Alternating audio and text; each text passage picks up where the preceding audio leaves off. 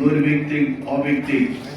এখন গ্লোবালি আমাদের একজন মাস্টার্স করা ছেলেকে টোর ক্লাস ধরা হয় না। এই হচ্ছে আমাদের শিক্ষার মান।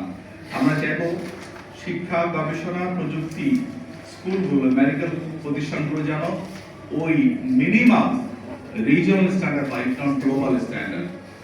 আমরা ভৌত অবকাঠামো, দ্বিতীয়ত যে সেক্টরে আমরা জোর দিচ্ছি ভৌত অবকাঠামো, সেটা হচ্ছে সড়ক যোগাযোগ, রেল যোগাযোগ, সেতু, শান্তিপূর্ণ পারমাণবিক শক্তির চর্চা, পরিবহন খাত, ক্রীড়া, বিনোদন এবং নবায়নযোগ্য জ্বালানি। তৃতীয়ত যেটার উপর আমরা জোর দিচ্ছি তথ্য প্রযুক্তি ও মহাকাশ খাত। আমরা তথ্য প্রযুক্তির অনেক কথা শুনেছি, বিগত সরকারে এমন শুনেছিলাম যে ইন্টারনেট বন্ধ হয়ে গেছে, কেন? স্যাটেলাইটে পানি পড়ছে। স্যাটেলাইট থাকে ৫০০০ ফিটের উপরে, আর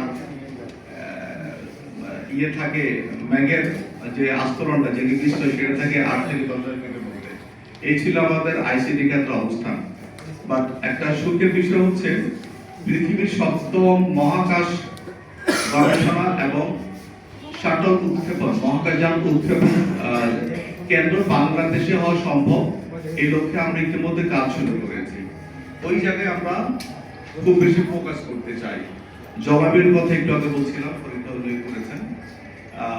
উন্নত বিশ্বগুলোর কার্বন সহ বিভিন্ন অনাচারের কারণে সবচেয়ে ওয়ার্স্ট শিকার হচ্ছে আমরা। আপনি দেখেন প্রতিনিয়ত আমাদের নদীগুলো, উপকূলীয় অঞ্চল এবং কক্সবাজার মতো জায়গাতে মেনুটা ভেঙে যাচ্ছে।